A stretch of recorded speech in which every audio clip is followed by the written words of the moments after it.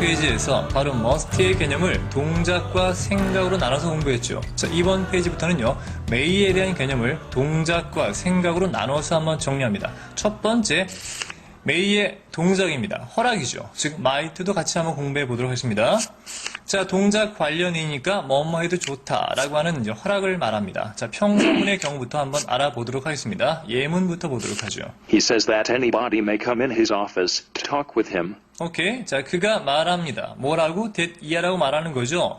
누구든지 들어와도 괜찮다고. 그의 사무실에 뭐 하기 위해서? 그와 이야기하기 위해서. 뭐 마음이 넓은 상사 같습니다. 뭐 다 와라 이거죠. 자, 이때 말입니다. may come이라고 하는 게 바로 허락을 의미하는 거죠. 아무나 와도 괜찮다라는 얘기니까 들어올 수 있다는 얘기죠. 따라서 이건 바꿔 쓸 수 있습니다. 이렇게 말이죠. Can come in. 그렇죠. can come in. 들어올 수 있다는 얘기니까. 자, 또 한 가지. 지금처럼 주절이 바로 says, 현재 아닙니까? 자, 이 현재를 과거로 한번 바꿔보도록 하죠. He said that anybody might come in his office to talk with him. 오케이. 그가 말한다가 아니라 말했다겠죠. 뭐라고? that 이하라고 누구든 그의 사무실에 들어올 수 있었다고. 그와 이야기하기 위해서.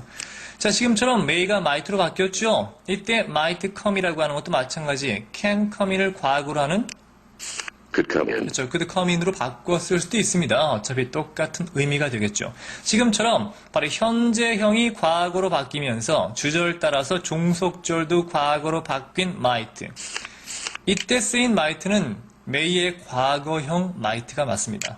즉 시제 일치에 맞추기 위한 것일 때는 might가 바로 과거 시제로 쓰일 수가 있습니다만 이렇게 시제 일치 경우가 아니라 다른 단독적인 문장에선 might 혼자서 허락의 의미로 과거가 안 된다고 그랬죠. 지금처럼 시제 일치에만 바로 허락의 의미로 과거 쓰입니다.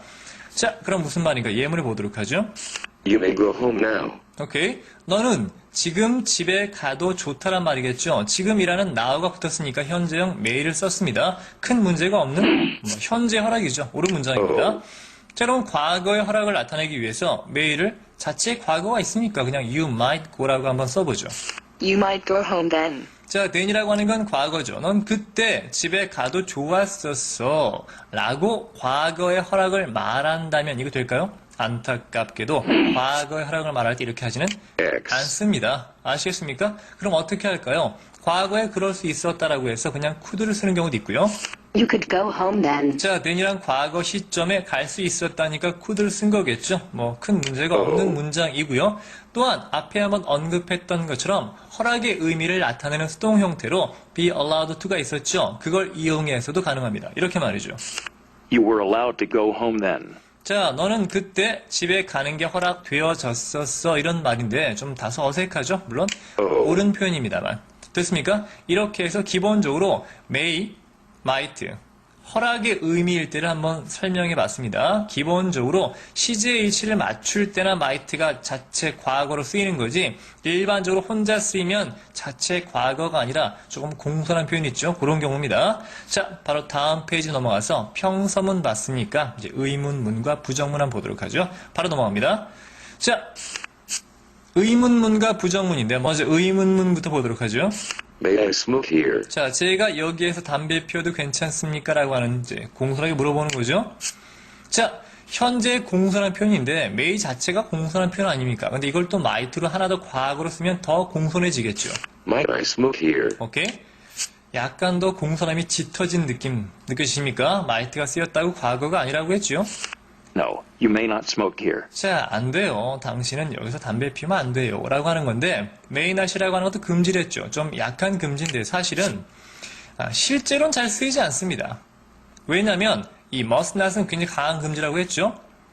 왜 may not이 잘 안 쓰이냐면요. 이걸 아셔야 됩니다. may라고 하는 건 허락이죠. 따라서 기본적으로 may를 쓴다는 건 그 상대방보다 내가 조금 더 윗사람이라는 느낌이 있습니다. 내가 허락하노라 뭐 이런 느낌이니까. 따라서 이 말은 아니 되노라, 내가 너한테 담배 피는 걸 허락하지 못하노라 뭐 이런 느낌, 약간 윗사람 느낌입니다. 억압적인. 그렇기 때문에 may not이라고 하는 게 그렇게 좋은 표현이 아닙니다. 그러니까 may not보다는요 차라리 이런 표현이 훨씬 더 좀 자연스럽습니다. 보세요 한번.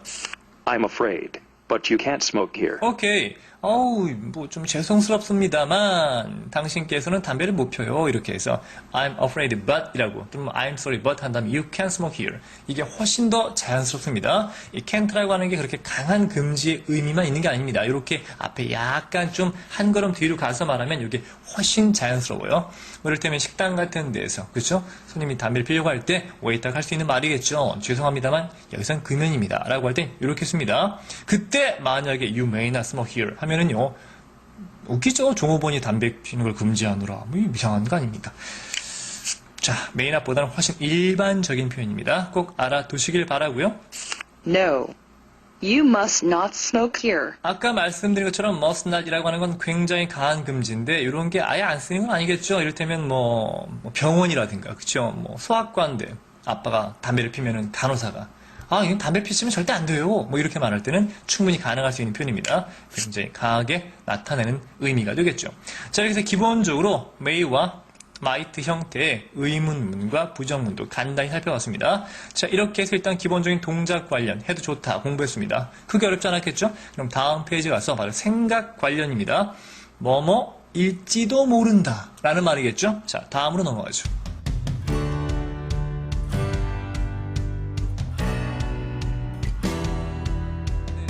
넘어갔고요. 지금 공부하고 있는 건 추측에 관련된 may와 might입니다. 바로 생각과 관련된 거죠. 뭐뭐일지도 모른다 라는 뜻입니다. 크게 현재와 과거로 나눠서 한번 설명해 보겠습니다.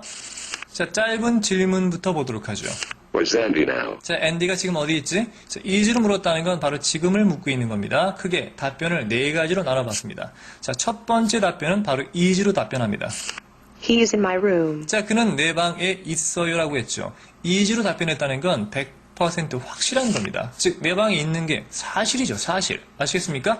하지만 이 사실에다가 조동사가 붙게 되면 약간씩 뉘앙스가 바뀌겠죠. 추측으로 바뀝니다. 먼저 가장 강한 확신. He must be in my room. 그는 내 방에 있는 것임에 틀림없어요. 이건 사실 100% 확실한 건 아닙니다만 거의 그만큼 확신이 있는 거죠. 그러니까 한 95% 이상의 확신입니다. 아시겠습니까?